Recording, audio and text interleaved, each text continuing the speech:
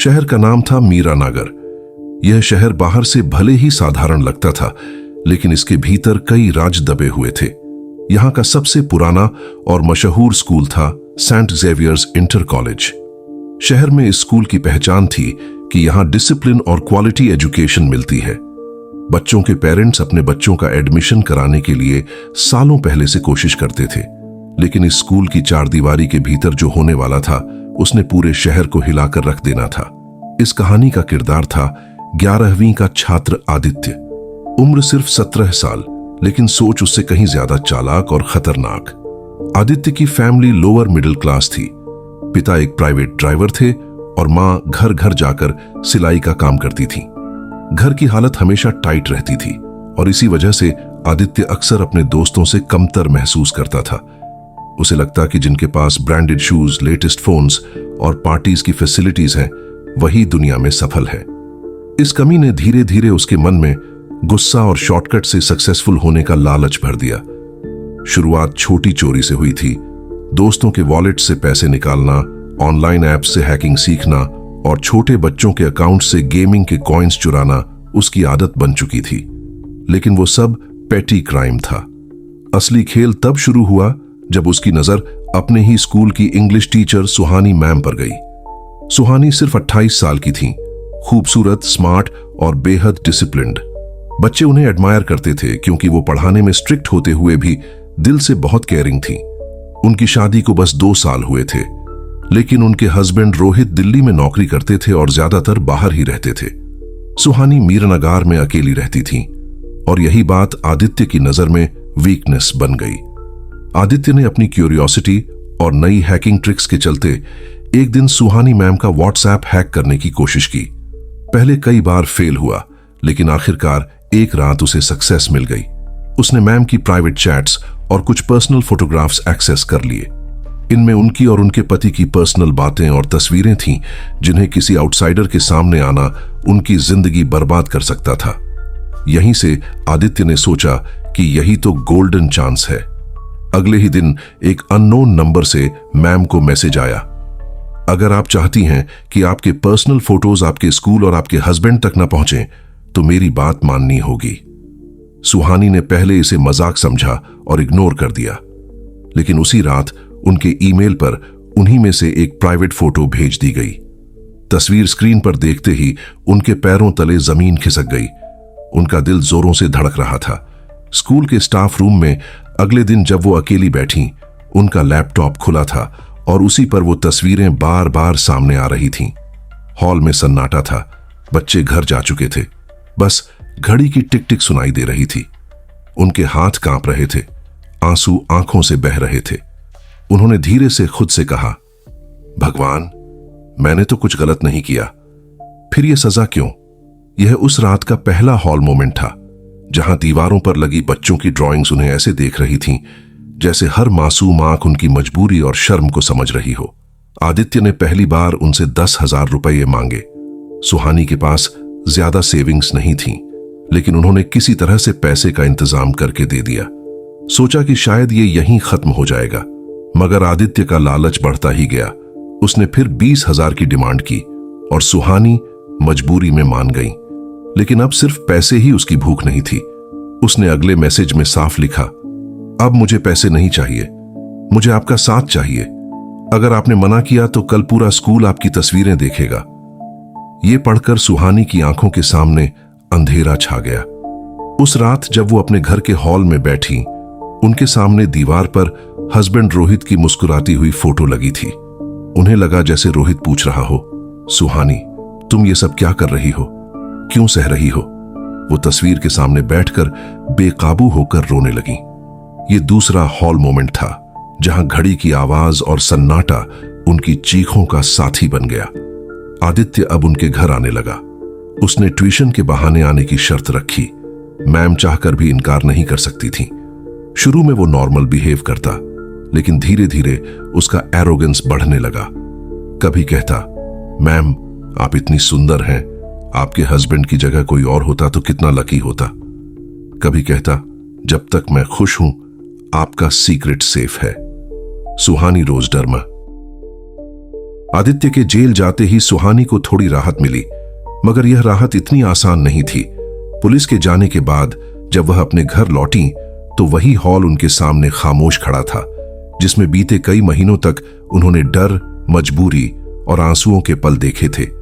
लेकिन इस बार उस खामोशी में सुकून भी था। उन्होंने रोहित की फोटो के सामने दीपक जलाया और धीरे से कहा, अब सब खत्म हो गया है, अब कोई डर नहीं। मगर दिल के भीतर वो जानती थीं कि यह चैप्टर इतना आसानी से बंद नहीं होगा। अगले दिन जब वह स्कूल गईं, तो स्टाफ और बच्चों की निगाहें उन पर टिकी हुई थीं। कुछ के चेहरे पर सिंपैथी थी, कुछ में क्यूरियोसिटी और कुछ में गॉसिप का रंग। सुहानी ने अपने आप को संभालते हुए बच्चों को पढ़ाना शुरू किया, लेकिन उन्हें महसूस हुआ कि क्लासरूम का माहौल अब पहले जैसा मासूम नहीं रहा। बच्चों की निगाहों में सवाल थे और उन्हीं सवालों ने सुहानी के मन पर और बोझ डाल दिया। रोहित दिल्ली से वापस आए। जैसे ही सुहानी ने उन्हें सब कुछ बताया, उनकी आंखों में गुस्सा और दर्द साफ झलक रहा था। लेकिन उन्होंने धीरे से सुहानी का हाथ पकड़कर कहा, तुमने हिम्मत दिखाई और यही सबसे बड़ी बात है। अगर तुम डर कर चुप रहती तो वो लड़का और भी ज्यादा गिर जाता। मैं तुम्हारे साथ हूं। यह सुनकर सुहानी की आंखों से आंसू बह निकले। शायद यह पहली बार था जब उन्होंने अपने दिल का बोझ किसी के सामने हल्का किया। लेकिन समाज इतनी जल्दी भूलने वाला नहीं था। मीरानगर जैसे छोटे शहर में बातें आग की तरह फैलती हैं। कई लोग सुहानी को दोषी ठहराने लगे कि उन्होंने ही लड़के को मौका दिया होगा। कुछ पेरेंट्स ने तो यहां तक कहा कि उनकी वजह से स्कूल की रेपुटेशन खराब हुई। यह सुनकर सुहानी टूट जाती, मगर रोहित हर बार उन्हें संभालते और कहते, लोगों का काम है बोलना। तुम्हारी सच्चाई सिर्फ तुम्हें और मुझे पता है, और सच यही है कि तुम विक्टिम थी, अपराधी नहीं। इधर आदित्य जुवेनाइल होम में था। वहां उसे पहली बार अपने कामों की गंभीरता का एहसास हुआ। पहले दिन ही उसने देखा कि वहां उसके जैसे कितने लड़के थे जिनकी जिंदगी गलत रास्तों के कारण बर्बाद हो चुकी थी। काउंसलर उससे रोज पूछता, तुमने ऐसा क्यों किया? और आदित्य के पास कोई जवाब नहीं होता। उसके दिमाग में बस सुहानी मैम की रोती हुई शक्ल घूमती। धीरे धीरे उसमें गिल्ट की भावना जागने लगी। एक दिन जुवेनाइल होम के हॉल में जब सारे बच्चे अपनी अपनी स्टोरी सुना रहे थे, आदित्य खामोश बैठा रहा। लेकिन अचानक उसने सबके सामने बोलना शुरू किया। मैंने अपनी टीचर को ब्लैकमेल किया, पैसे लिए, उन्हें डराया, उनका करियर ऑलमोस्ट बर्बाद कर दिया। लेकिन अब समझ में आ रहा है कि यह सब सिर्फ मेरी सेल्फिशनेस और गलत सोच का नतीजा था। मैंने सोचा था कि पैसे और पावर से सब कुछ मिल जाएगा, लेकिन अब एहसास हुआ कि मैंने सिर्फ अपनी जिंदगी बर्बाद की। हॉल में सन्नाटा छा गया। शायद पहली बार आदित्य ने अपने गुनाह को एक्सेप्ट किया। कुछ महीनों बाद कोर्ट में केस चला। सुहानी को गवाही देने के लिए बुलाया गया। कोर्ट का हॉल फिर से वही जगह बन गया जहां उनका दिल तेजी से धड़क रहा था। वकीलों के सवाल, आदित्य की झुकी हुई नजरें और पीछे बैठे पेरेंट्स की फुसफुसाहट, सब कुछ उन्हें एक बार फिर उस डर की याद दिला रहा था। लेकिन इस बार उन्होंने पूरी हिम्मत के साथ जज के सामने कहा, हां, इस लड़के ने मुझे ब्लैकमेल किया, लेकिन मैं यह भी चाहती हूं कि उसे सजा के साथ साथ सुधारने का मौका मिले, क्योंकि वो अभी बहुत छोटा है। अगर इसे सही दिशा दी जाए तो शायद यह अपनी जिंदगी बदल पाए। उनके इस बयान ने सबको चौंका दिया। लोग सोच रहे थे कि सुहानी शायद सख्त सजा की मांग करेंगी, लेकिन उन्होंने इंसानियत दिखाकर एक अलग उदाहरण पेश किया। कोर्ट ने आदित्य को 3 साल जुवेनाइल करेक्शन सेंटर भेजने का फैसला सुनाया, जहां उसे पढ़ाई और काउंसलिंग दोनों मिलेगी। 3 साल बीते। आदित्य अब 20 साल का हो चुका था। उसने करेक्शन सेंटर से अपनी पढ़ाई पूरी की और अब एक एनजीओ के साथ काम करने लगा जो बच्चों को साइबर क्राइम से बचने की ट्रेनिंग देता था। उसकी आंखों में अब गिल्ट की जगह मैच्योरिटी थी। उसने फैसला किया कि वो अपनी जिंदगी का इस्तेमाल दूसरों को उसी गलती से बचाने में करेगा जो उसने खुद की थी। वहीं दूसरी तरफ सुहानी और रोहित ने अपनी मैरिड लाइफ को फिर से नॉर्मल करना शुरू किया। हालांकि लोगों की बातें अब भी कभी कभी उन्हें चुभती, लेकिन उन्होंने सोसाइटी की परवाह करना छोड़ दिया। सुहानी ने स्कूल में बच्चों को पढ़ाने के साथ साथ गर्ल्स सेफ्टी और साइबर अवेयरनेस सेशंस शुरू किए। वो चाहती थीं कि कोई और लड़की उनकी तरह। सेमिनार खत्म होने के बाद हॉल में बच्चे आदित्य के पास आकर सवाल पूछ रहे थे। कोई कह रहा था, भैया आप कैसे हैक करते थे? तो कोई कह रहा था, अब अगर कोई हमें ब्लैकमेल करे तो क्या करें। आदित्य अब काम और मैच्योर होकर हर सवाल का जवाब दे रहा था। उसने बच्चों को समझाया कि किसी की प्राइवेसी सबसे कीमती होती है और इसे तोड़ना सिर्फ क्राइम नहीं बल्कि इंसानियत के खिलाफ गुनाह है। सुहानी दूर से यह सब देख रही थी। उनके दिल में एक अजीब सा संतोष था। कभी जिस बच्चे की वजह से उनकी रातें आंसुओं में डूबी रहती थीं, आज वही बच्चा दूसरों को सही रास्ता दिखा रहा था। यह ट्रांसफॉर्मेशन उन्हें यकीन दिला रहा था कि शायद जिंदगी का यही सच है, गिरने वाले को अगर सही समय पर हाथ पकड़कर उठाया जाए तो वो दूसरों का सहारा बन सकता है। समय बीता। सुहानी और रोहित की मैरिड लाइफ पहले से मजबूत हो गई।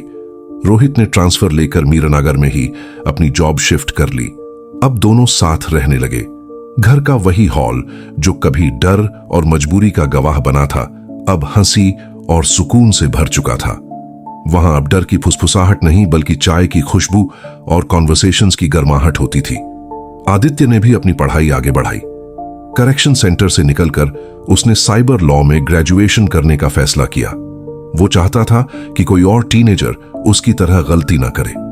उसके पेरेंट्स जो पहले शर्म के बोझ से दबे रहते थे, अब उस पर गर्व करने लगे। सोसाइटी धीरे धीरे उसे एक्सेप्टेंस देने लगी क्योंकि उसने खुद को प्रूव किया।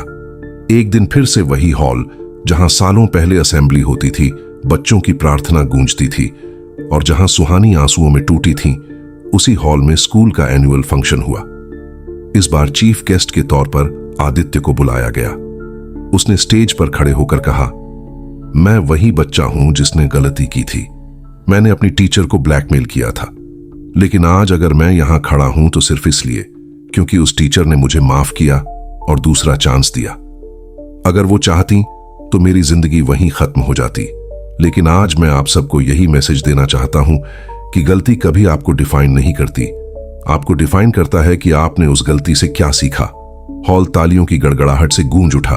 बच्चे, टीचर्स और पेरेंट्स सभी खड़े होकर उसकी बातें सुन रहे थे।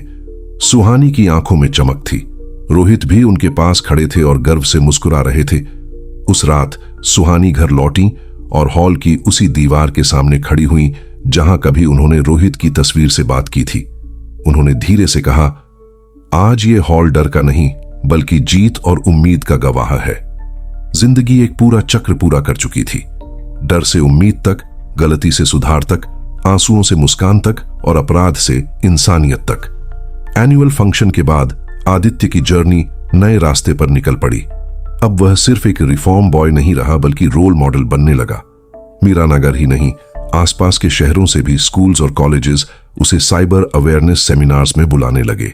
मीडिया ने उसकी स्टोरी कवर की, टीनेजर टर्न्ड रिफॉर्मर। लोग हैरान थे कि जिस लड़के ने अपनी टीचर को ब्लैकमेल किया था, वही अब बच्चों को सेफ्टी सिखा रहा है। सुहानी के लिए यह सब किसी मिरेकल से कम नहीं था। वो अक्सर सोचती, अगर उस दिन मैं डरकर चुप रहती तो शायद यह लड़का और भी खतरनाक बन जाता, लेकिन मेरी हिम्मत ने इसे बदलने का मौका दिया। उनकी क्लासरूम अब पहले से ज्यादा एनर्जेटिक थी। बच्चे उनसे इंस्पायर होकर खुलकर साइबर सेफ्टी पूछते। एक दिन स्कूल के हॉल में फिर से एक सेमिनार रखा गया, लेकिन इस बार स्पीकर सिर्फ आदित्य नहीं था। सुहानी भी उसके साथ मंच पर खड़ी थी। उन्होंने बच्चों से कहा, मैं टीचर हूं और मेरी जिम्मेदारी सिर्फ पढ़ाना नहीं बल्कि बच्चों की जिंदगी को सही दिशा देना भी है। आदित्य की स्टोरी इस बात का सबूत है कि गलती करने वाला भी बदल सकता है, बशर्ते वो खुद चाहे और सोसाइटी उसे मौका दे। उस हॉल में बैठे बच्चों के चेहरे पर चमक थी। वो समझ चुके थे कि रिस्पेक्ट सिर्फ पढ़ाई से नहीं मिलती बल्कि कैरेक्टर से मिलती है। आदित्य ने बाद में अपनी किताब लिखी, फ्रॉम ब्लैकमेल टू रिफॉर्म। इसमें उसने अपने सारे अनुभव और साइबर क्राइम से जुड़ी रियलिटीज बताई। किताब रिलीज के दिन हॉल फिर से भरा हुआ था। मंच पर सुहानी और रोहित बैठे थे। ऑडियंस में मीडिया, स्टूडेंट्स और पेरेंट्स मौजूद थे। आदित्य ने किताब हाथ में लेकर कहा, यह किताब मैं अपनी टीचर को डेडिकेट करता हूं क्योंकि वो सिर्फ मेरी टीचर। आदित्य का एनजीओ हॉल ऑफ होप धीरे धीरे पूरे राज्य में मशहूर होने लगा। छोटे कस्बों और गांवों से लोग उससे जुड़ने लगे। वो बच्चे जो कभी इंटरनेट को सिर्फ एंटरटेनमेंट समझते थे, अब साइबर सेफ्टी और प्राइवेसी के बारे में सीखने लगे। आदित्य हर सेमिनार की शुरुआत इस लाइन से करता, मैं गुनहगार रहा हूं लेकिन मैंने अपनी गलती को ही अपनी ताकत बना लिया। सुहानी अब उसके साथ कंधे से कंधा मिलाकर खड़ी थीं। वो जानती थीं कि यह वही लड़का है जिसने कभी उन्हें सबसे गहरे डर में धकेला था, लेकिन आज वही उनकी मेहनत और हिम्मत की सबसे बड़ी जीत का सबूत है। कभी कभी दोनों साथ बैठते और पुराने दिनों को याद करते। आदित्य जब भी उन दिनों का जिक्र करता तो उसकी आंखें नम हो जाती। वो धीरे से कहता, मैम, अगर उस दिन आपने मुझे एक्सपोज करने की बजाय दूसरा चांस न दिया होता तो आज मैं शायद किसी अंधे रास्ते पर खो गया होता। एक शाम एनजीओ के हॉल में कैंडल लाइट इवेंट रखा गया। हॉल पूरी तरह अंधेरे में था और हर किसी के हाथ में एक छोटी मोमबत्ती थी। आदित्य ने माइक पकड़ा और कहा, यह रोशनी हमें याद दिलाती है कि अंधेरा कभी स्थायी नहीं होता। मैंने खुद अपने अंधेरे में यही रोशनी खोजी थी और वो रोशनी मुझे मेरी टीचर के रूप में मिली थी। सबने अपनी मोमबत्तियां जलाईं और हॉल चमक उठा। उस पल सुहानी की आंखें भर आईं। यह हॉल मोमेंट उनके दिल में हमेशा के लिए दर्ज हो गया। कुछ साल और गुजरे। आदित्य ने अपनी पढ़ाई पूरी कर ली और साइबर लॉ में मास्टर डिग्री हासिल की। अब वो ऑफिशियली साइबर क्राइम केसेस में एक्सपर्ट बन चुका था। पुलिस भी कई बार उससे सलाह लेने लगी। मीरानगर पुलिस स्टेशन की दीवारों पर उसकी फोटो लगी थी, फ्रॉम एक्यूज्ड टू एडवाइजर। सुहानी की जिंदगी भी अब पूरी तरह बदल चुकी थी। वो सिर्फ टीचर नहीं रही, बल्कि एक सोशल एक्टिविस्ट के रूप में पहचानी जाने लगी। कई बार मीडिया उनसे सवाल करता, मैम, क्या आपने आदित्य को माफ करने का फैसला सही किया? और उनका जवाब हमेशा एक ही होता, अगर इंसान गलती कर सकता है तो इंसान बदल भी सकता है, और अगर सोसाइटी दूसरा चांस देना ही बंद कर दे तो सुधार का रास्ता कौन दिखाएगा? मीरानगर में लोग अब सुहानी और आदित्य की स्टोरी को उदाहरण की तरह सुनाने लगे। मां ही अपनी बेटियों से कहती, अगर कोई तुम्हें ब्लैकमेल करे तो डरना नहीं, सुहानी मैम की तरह हिम्मत दिखाना। और बाप अपने बेटों से कहते, शॉर्टकट की लालच मत करना वरना जिंदगी बर्बाद हो जाएगी। आखिरी बार जब स्कूल के पुराने हॉल में रियूनियन हुआ तो आदित्य और सुहानी दोनों वहां पहुंचे। हॉल की दीवारों पर नई पेंट थी, बच्चों की फ्रेश ड्राइंग्स टंगी हुई थीं और हवा में मासूम हंसी की गूंज थी।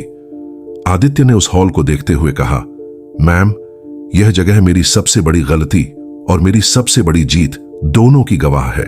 सुहानी ने मुस्कुराते हुए जवाब दिया, यही तो जिंदगी है आदित्य, जहां गिरने वाली जगह ही उठने का सबसे अच्छा प्लेटफॉर्म बन जाती है। उस हॉल में खड़े होकर दोनों ने महसूस किया कि कहानी पूरी हो चुकी है। डर से उम्मीद तक, अपराध से सुधार तक और आंसुओं से मुस्कान तक।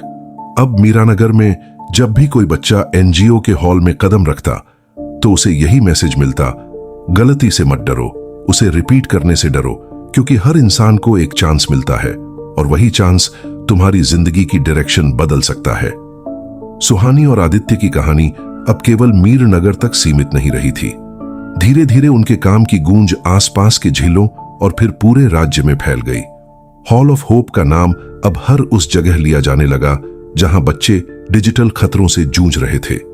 आदित्य अब अलग ही व्यक्तित्व में ढल चुका था। उसके चेहरे पर वही मासूमियत लौट आई थी जो कभी किशोरावस्था की गलतियों में खो गई थी, मगर उस मासूमियत के पीछे अब अनुभव और समझ की गहराई थी। वो जानता था कि अपराध से भटकना कितना आसान है और सुधार की राह चुनना कितना कठिन। इसलिए जब भी कोई किशोर उससे कहता कि भाई, मैं भी फंस गया हूं, मुझे डर लग रहा है, तो आदित्य उसकी आंखों में देखकर जवाब देता, डर मत, मैंने भी यही गलती की थी, लेकिन अगर तुम अभी रुक जाओ तो कल तुम्हारी कहानी भी बदल सकती है। सुहानी इस पूरे सफर को देखकर संतोष महसूस करती थी। उन्हें लगता था कि शिक्षा का असली मकसद यही है, केवल किताबों का ज्ञान नहीं, बल्कि जीवन का सही रास्ता दिखाना। वो जानती थीं कि एक शिक्षक का काम सिर्फ क्लासरूम तक सीमित नहीं होता, बल्कि छात्रों की आत्मा को अंधेरों से निकालकर रोशनी की ओर ले जाना भी है। एक दिन राजधानी से निमंत्रण आया। हॉल ऑफ होप को